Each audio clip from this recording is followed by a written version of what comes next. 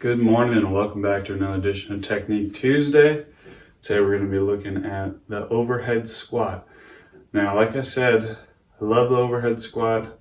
I love it for the same reason why I love the front squat, is that it's great for working on your Olympic snatch movement. So if you remember from our front squat, one of the reasons why we're doing it is because it's the end, or it's the middle of a clean and jerk sequence. Is once you clean the weight up, you got a front squat into a standing position. The overhead squat is the same way for the snatch. So once you snatch it overhead, you're going to be in a bottom catch position, and then you're going to have to overhead squat the weight up. So we'll go and do a couple ins and outs of that, and then we'll show you some good stuff. And a lot of it is going to be carryover from back squat and front squat. That's great. If you need some reminders from those two videos, go back, check them out, and then you'll learn some stuff. Let's get right into it. All right, before we start taking a look at the movement, let's take a look at unracking and some position that we want to be in. So I have my stand set up pretty high here. I think first thing is important, especially from a snatch point of view, is that you want to have your arms or your hands positioned on the bar where you can make two 90-degree angles with your biceps and your forearms. And so that way, when you're at overhead, you're going to be in a nice, strong position, not too narrow, not too wide. Now, is this a perfect system? No. You might be more comfortable a little bit wider, a little bit narrower, and that's fine if that's what you want to operate and you're able to do that for your overhead squat and your snatch. But it shouldn't be drastically, you shouldn't be where the bar is almost hitting your head because you're out so wide, or you can't hit full range of motion. Okay, so once I get my hands positioned, there are two pretty much ways to unrack the bar. First one, we'll do just a back squat unrack. And then what we're gonna do here is we're gonna do a back jerk. So then you're ready to squat.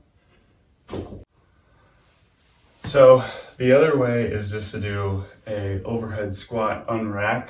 This is pretty much what you do if you're going to do a back or a front squat, is you get into the position that you want to be in when you're ready to move the weight.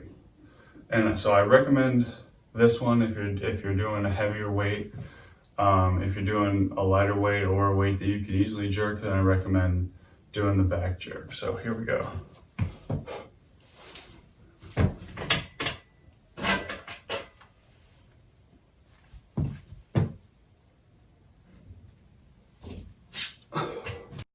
Before we start looking at the movement, let's look at a couple logistical things. At the top, you want to get those wrists engaged, and you want to turn those armpits outward so we're engaging our lats. With that, and we'll see better in the next video, we want to keep that weight over top of our foot tripod. If you don't remember what that is, take a look at our back squat or front squat video. And then we just want to descend the squat and then ascend the squat, keeping that weight right over top of your tripod. While this is a great exercise to work on your snatch, it's also great for getting those glutes, hip flexors, quads, hamstrings, lats, shoulders, back, forearm muscles engaged, as well as your core, which is engaged throughout the movement.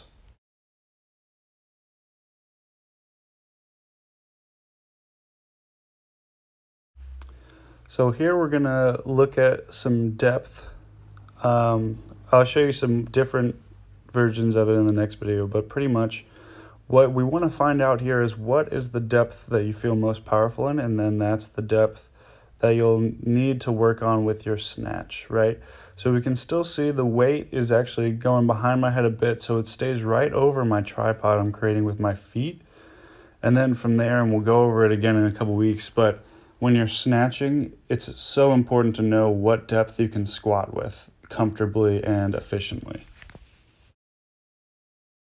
So we'll take a look at some depths. Not something I really train, but there will be different depths that you catch your snatch at. So this is a quarter. Move into 90 degrees. moving into a full. And then in the previous videos, we saw pretty much a deep squat.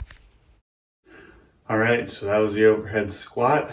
We'll be going over snatch in a couple weeks, so we'll see some carryover from that. But beyond that, we're going to have a t-shirt sale here pretty soon.